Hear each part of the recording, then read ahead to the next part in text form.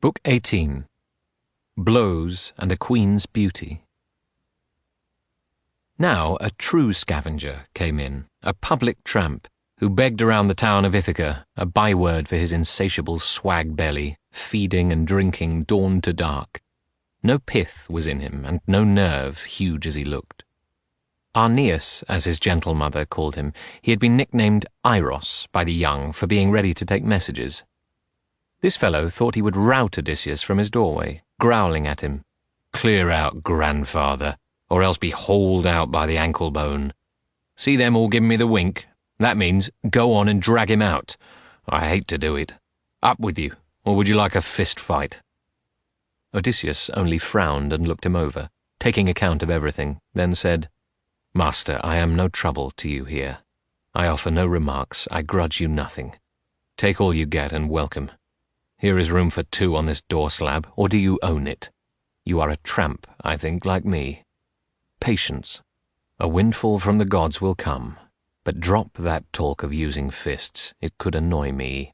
Old as I am, I might just crack a rib or split a lip for you. My life would go even more peacefully after tomorrow, looking for no more visits here from you." Eiros the tramp grew red and hooted, "Oh, listen to him! The swine can talk your arm off like an old oven woman. With 2 punches I'd knock him snoring if I had a mind to, and not a tooth left in his head, the same as an old sow caught in the corn. Built up, and let this company see the way I do it when we square off. Can you fight a fresher man?" Under the lofty doorway on the doorsill of wide smooth ash, they held this rough exchange, and the tall full-blooded suitor Antinous, overhearing, broke into happy laughter. Then he said to the others, "Oh, my friends, no luck like this ever turned up before. What a farce heaven has brought this house. The stranger and Eiros have had words. They brag of boxing. Into the ring they go, and no more talk." All the young men got on their feet now, laughing, to crowd around the ragged pair. Antinous called out, "Gentlemen, quiet, one more thing. Here are goat stomachs ready on the fire to stuff with blood and fat, good supper pudding. The man who wins this gallant bout may step up here and take the one he likes, and let him feast with us from this day on. No other beggar will be admitted here when we are at our wine." This pleased them all, but now that wily man Odysseus muttered, "An old man, an old hulk, has no business fighting a young man, but my belly nags me.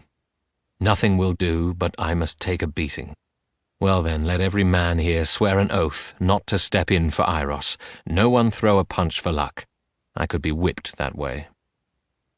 So much the suitors were content to swear, but after they reeled off their oaths, Telemachus put in a word to clinch it, saying, "Friend, if you will stand and fight, as pride requires, don't worry about a foul blow from behind. Whoever hits you will take on the crowd. You have my word as host. You have the word of these 2 kings, Antinous and Eurymachus, a pair of thinking men." All shouted aye. So now Odysseus made his shirt a belt, and roped his rags around his loins, baring his hurdler's thighs and boxer's breadth of shoulder, the dense rib sheath and upper arms. Athena stood nearby to give him bulk and power, while the young suitors watched with narrowed eyes, and comments went round. "By God, old Eiros now retiros. Aye, he asked for it, he'll get it, bloody too. The build this fellow had under his rags." Panic made Eiros's heart jump, but the yard boys hustled and got him belted by main force, though all his blubber quivered now with dread. Antinous's angry voice rang in his ears. "You sack of guts, you might as well be dead. Might as well never have seen the light of day if this man makes you tremble. Chicken heart, afraid of an old wreck, far gone in misery. Well, here is what I say and what I'll do. If this ragpicker can outfight you, whip you, I'll ship you out to that king in Epirus, Echetus. He skins everyone alive. Let him just cut your nose off and your ears and pull your privy parts out by the roots to feed raw to his hunting dogs." Poor Eiros felt a new fit of shaking take his knees, but the yard boys pushed him out. Now both contenders put their hands up.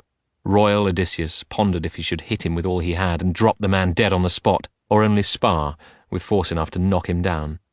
Better that way, he thought, a gentle blow, else he might give himself away. The 2 were at close quarters now, and Eiros lunged, hitting the shoulder.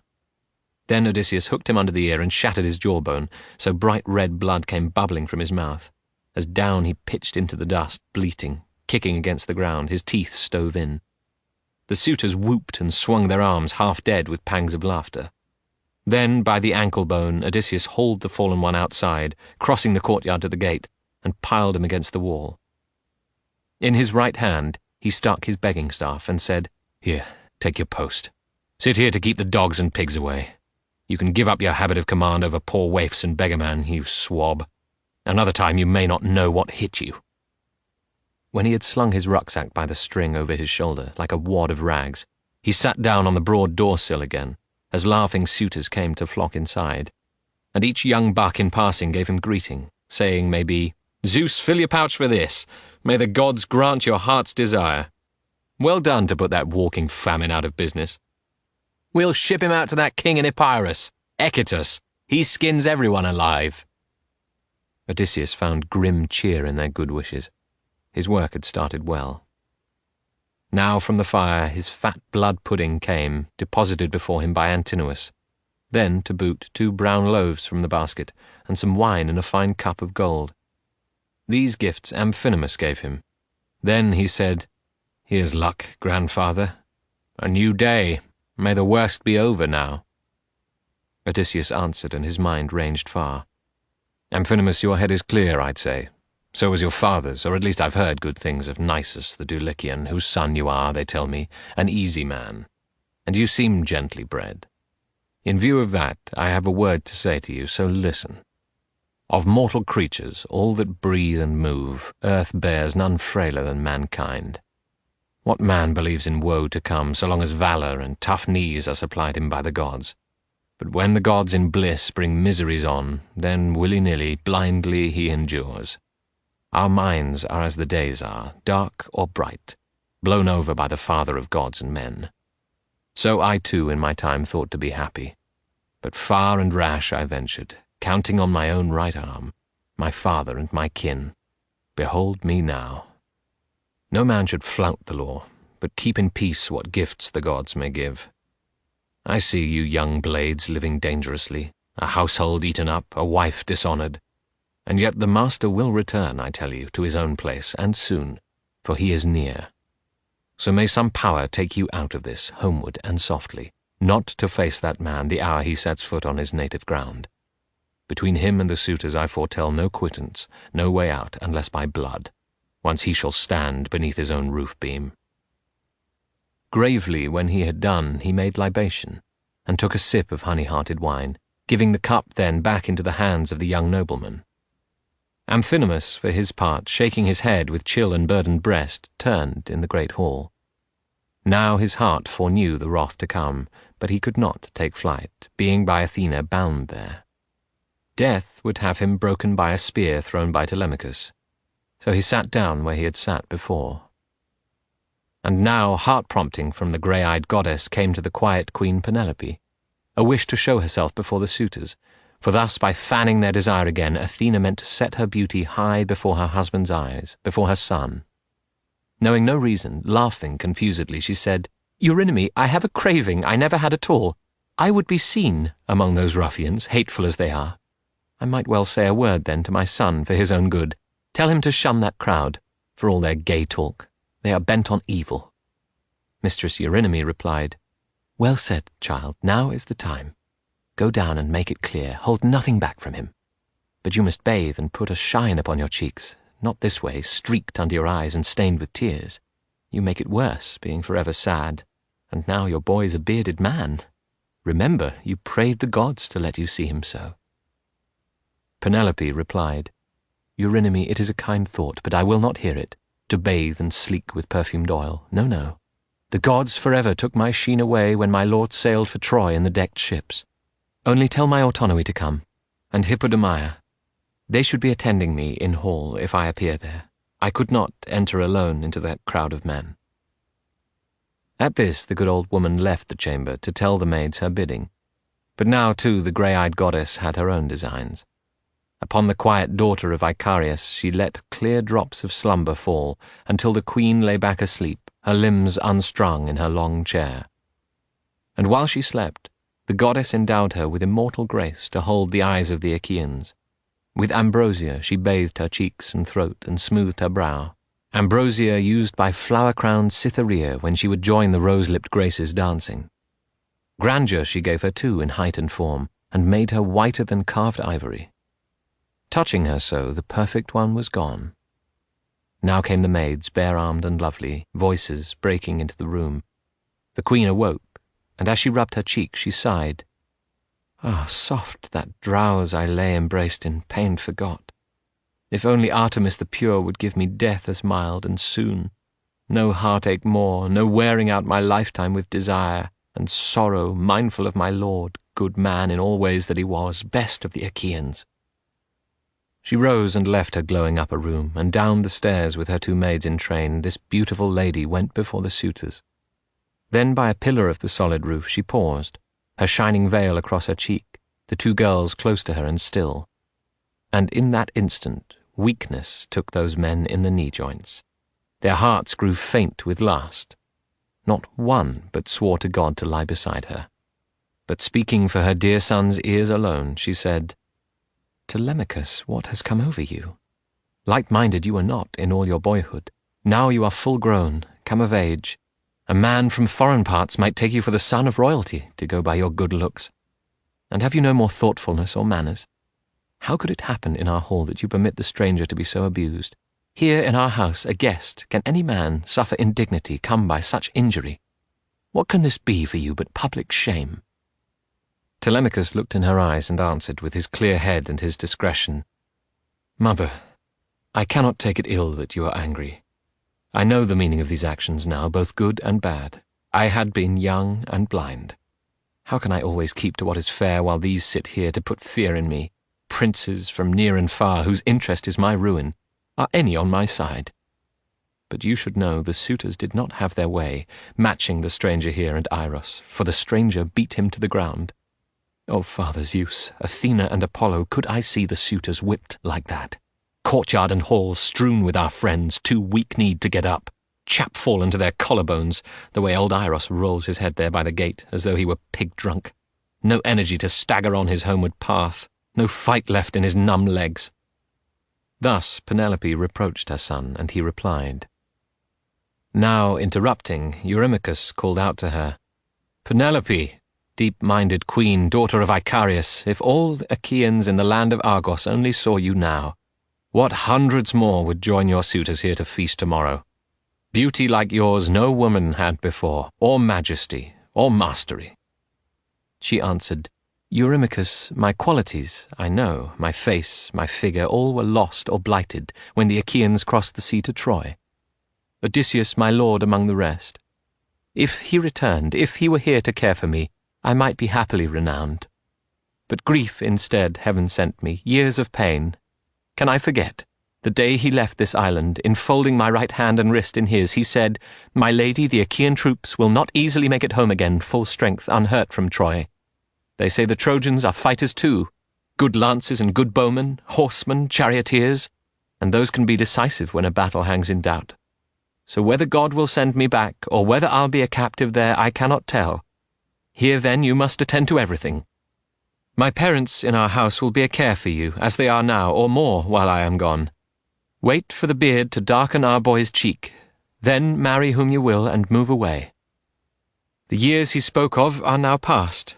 The night comes when a bitter marriage overtakes me, desolate as I am, deprived by Zeus of all the sweets of life.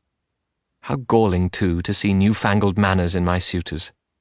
Others who go to court a gentlewoman, daughter of a rich house, if they are rivals, bring their own beeves and sheep along. Her friends ought to be feasted, gifts are due her. Would any dare to live at her expense? Odysseus's heart laughed when he heard all this, her sweet tones charming gifts out of the suitors, with talk of marriage, though she intended none. Eupeithes' son Antinous now addressed her.